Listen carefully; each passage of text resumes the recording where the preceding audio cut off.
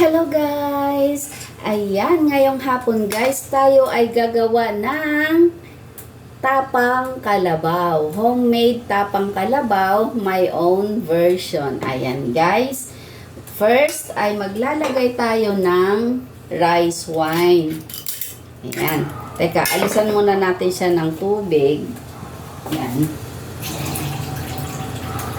So, ayan guys. So, ayan, bumili ako ng mahigit 1 kilo. Ayan siya, guys. At pinaslice ko na rin siya ng manipis. Ngayon, lalagyan natin ng rice wine. 2 kutsara. Kasi mahigit 1 kilo siya. So, ayan.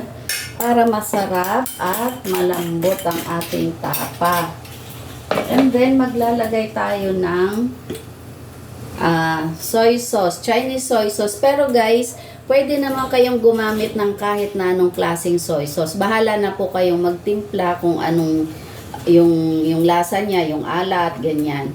So, ako guys ay maglalagay ako dito ng 2 kutsara. Ayan. Tapos, mayroon din akong light soy sauce. Ayan guys. Puro Chinese soy sauce guys ang ginagamit ko. So, maglalagay din tayo ng 2 kutsara. Ayan. Ayan. And then, maglalagay tayo ng vinegar. Ayan. So, ayan. Ito ay gagawin nating 3 kutsara. 2. Ayan. 3 kutsarang vinegar. Ayan. Tapos, maglalagay tayo ng garlic. Ayan guys. Maraming garlic. Ayan. Para malasa. And maglalagay din tayo ng pepper. Ayan guys. Ayan.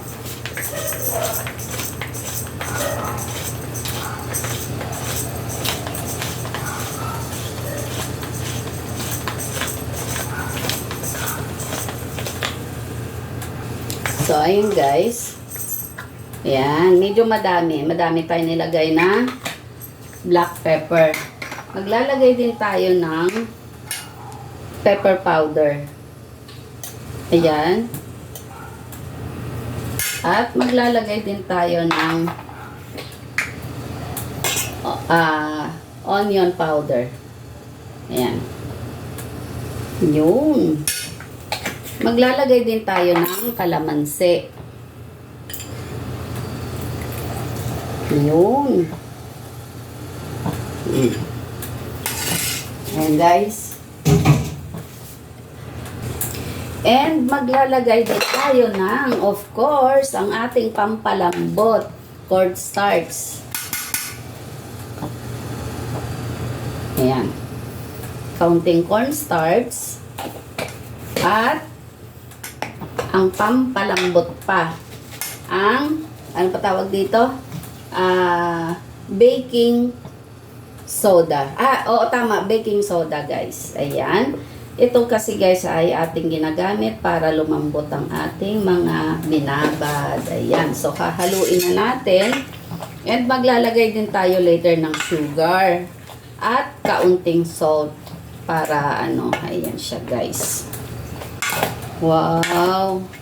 Para masarap ang ating tapa. So, ayan guys, maglalagay na tayo ng kaunting salt.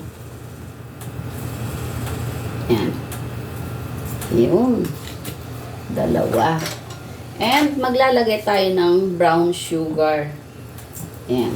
Dagdagan natin. Yun. Kunti pa. Yun.